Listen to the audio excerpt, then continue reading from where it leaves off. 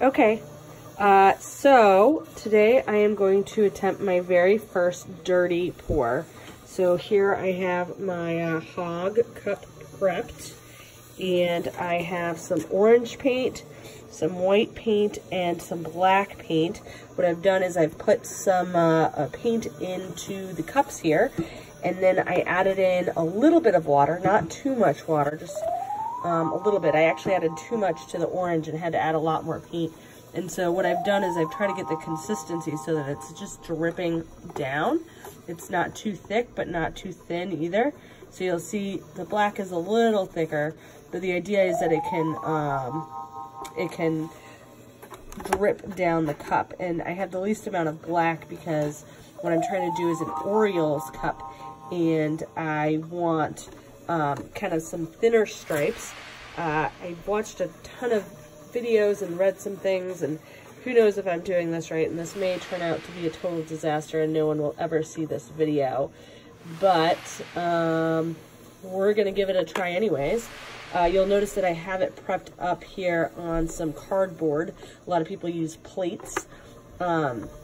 And then my cup is actually up off of the cardboard, and it's a styrofoam cup there. Now, normally I wouldn't use styrofoam because it's terrible for the environment, but that was a cup that was given to us at a restaurant last night, so I don't feel quite as bad about it.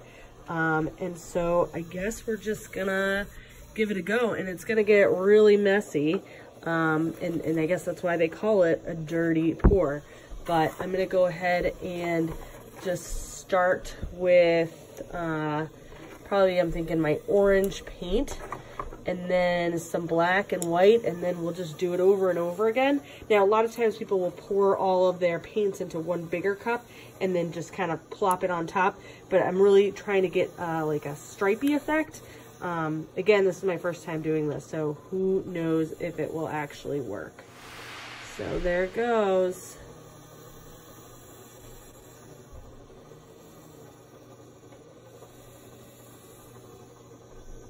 I'm wondering now if I'm gonna actually, if I made enough paint, because it's already like halfway gone out of the orange, but I'm guessing once a lot of this is covered, it's gonna start to flow a lot better. So I'm gonna go ahead and I'm gonna add some black in here now. And we'll add some white.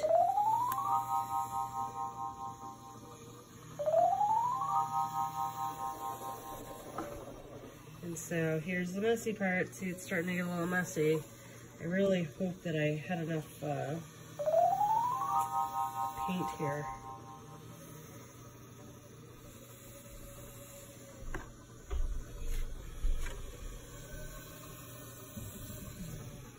I think that maybe if I do smaller little batches here, it'll give me more of the effect that I'm going for.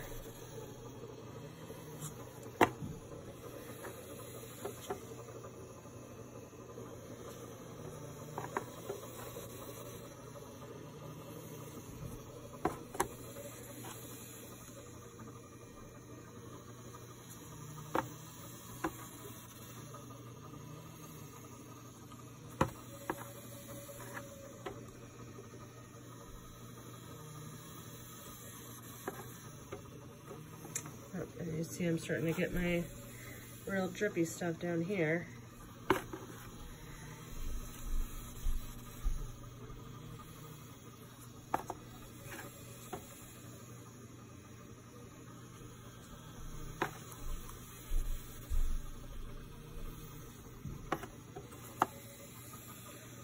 So as you can see, it's not really going the stripy that I hope for. It's more like a marbled look to it. So I don't know, I think what I'm gonna do is I'm gonna take this here, because there's a pretty thick layer right up top.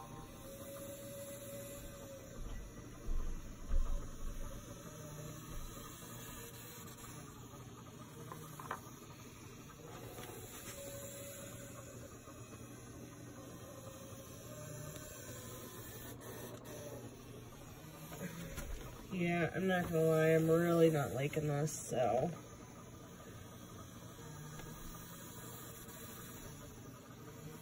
Maybe if I had just kind of done it this way, I don't really know.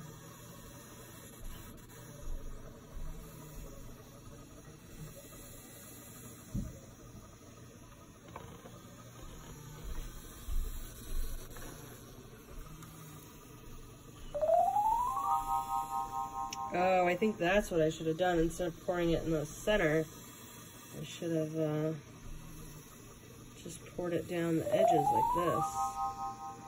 That's a lot closer to what I was hoping for. Actually, this might be salvageable. I don't really like how the black came out on this side, but look how it's like edging out now. And, you know, it's a learning process, and I feel like I've learned a lot from this cup. It may end up being the ugliest cup ever, but maybe it won't. You know, there's always hope. So one of the problems I'm having, so this part over here, that's totally covered. It's all the way to the bottom. It actually doesn't look terrible, but over here, it is not great. So I'm still got a lot of empty space over here. So, I guess I'm going to take what I have left of my paint.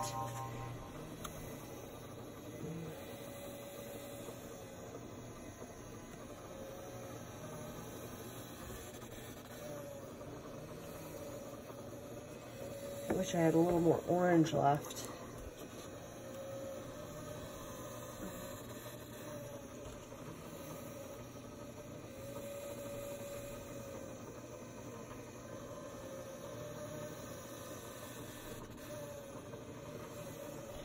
The other thing I can do, and I've seen this done with dirty pours before, is to start scooping up some of the paint that's down here. The problem with it is that this paint's already pretty well mixed up, and I don't want to get that ugly color in there. I want to try to keep kind of how the colors are separated. But I need paint at this point, so I guess that's just what we're doing.